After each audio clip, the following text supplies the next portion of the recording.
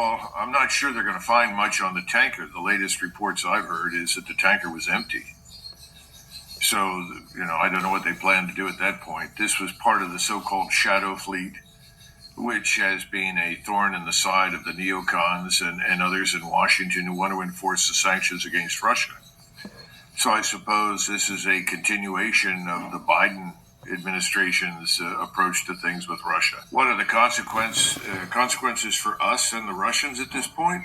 I think this is potentially one of the last nails in the coffin of any sort of resumption of good relations with Russia.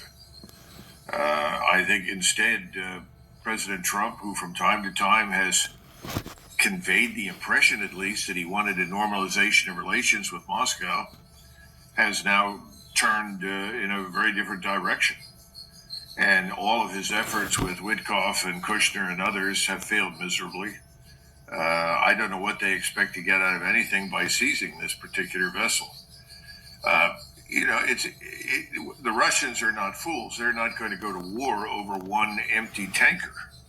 There's no question about that. But the fact that we chose to ignore its flag, it actually violated international law, because any vessel in the open ocean that is flying a flag of another nation and is legitimately registered with that nation, which is the case with the Marinara, has to be treated as a legitimate entity, not as a potential military target. So I don't think this helps us. I don't think it improves the situation for us with Russia.